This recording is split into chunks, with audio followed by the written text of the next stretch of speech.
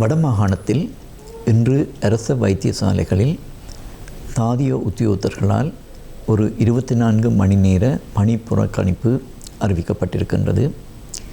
இந்த விடயம் சம்பந்தமாக பொதுமக்களுக்கு வடமாகாண சுகாதார திணைக்களத்தின் நிலைப்பாட்டை தெளிவுபடுத்துமாறு வடமாகாண சுகாதார சேவைகள் பணிப்பாளர் என்னை பணித்திருக்கின்றார்.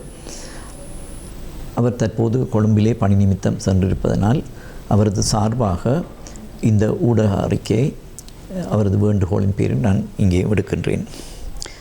வடமாகாணத்திலே இருக்கின்ற 55 பிரதேச வைத்தியசாலைகளில் மொத்த பணியாளர்களின் எண்ணிக்கை 20க்கு உட்பட்டதாகவே இருக்கின்றது.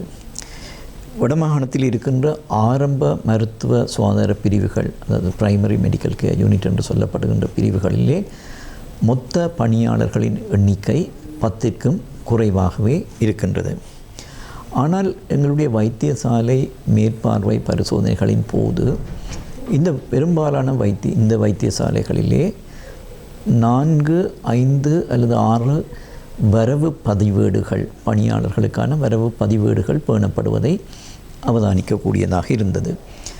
குறிப்பாக தாதிய உத்தியோகத்தர்களுக்கு தனியாக ஒரு வரவு பதிவேடு, குடும்ப நல உத்தியோகத்தர்களுக்கு தனியாக, மருந்து கலவையாளர்களுக்கு தனியாக, முகாமைத்துவ உத்தியோகத்தர்கள் அல்லது அபிவிருத்தி உத்தியோகத்தர்களுக்கு தனியாக, சாரதிகளுக்கு வேறு, சிற்றூழியர்களுக்கு வேறு என பல வைத்தியசாலைகளிலும் 4, 5, 6 வரவு பதிவேடுகள் பேணப்படுவதை அவதானிக்கக்கூடியதாக இருந்தது. இதனால் பல வைத்தியசாலைகளிலே அந்த ஊழியர்களின் வரவை உரிய நேரத்திலே அவர்கள் வருவதை ஒழுங்கமைப்பதிலே அல்லது கட்டுப்படுத்துவதிலே பல சிரமங்களை எதிர்நோக்கக்கூடியதாக இருந்தது.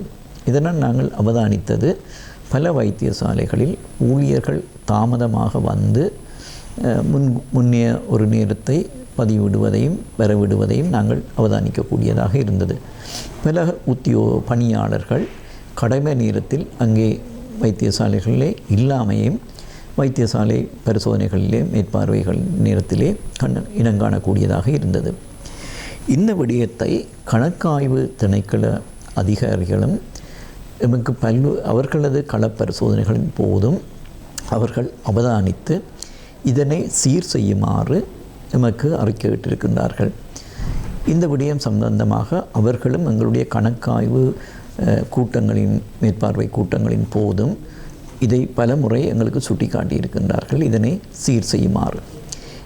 இந்த அடிப்படையிலே இதனை சீர் செய்கின்ற ஒரு நோக்கோடு, அதாவது இந்த வரவு பதிவேடு முறைமையை சீர் செய்கின்ற ஒரு நோக்கோடு வடமாகாண சுகாதார சேவைகள் பணிப்பாளர் அண்மையிலே ஒரு சுற்றறிக்கை ஒன்றை வடமாகாண வைத்தியசாலைகளுக்கு அனுப்பியிருந்தார்.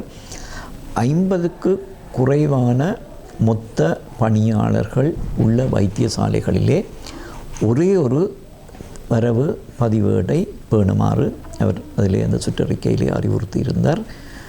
இதுக்கு மேலதிகமாக உதாரணமாக தாதிய உத்தியோகத்தர்கள், குடும்ப நல உத்தியோகத்தர்கள் அவர்கள் அந்த ஷிஃப்ட் டியூட்டி செய்வார்கள். அப்படியான அவர்கள் அந்த கடமை சுற்று ஷிஃப்ட் டியூட்டி செய்கின்ற என்றால் அதுக்கு இந்த வரவு பதிவேடுக்கு மேலதிகமாக அவர்கள் பதிவேடுகளை பேண முடியும் என்று அந்த சுற்றறிக்கையிலே அறிவுறுத்தி இருந்தார்.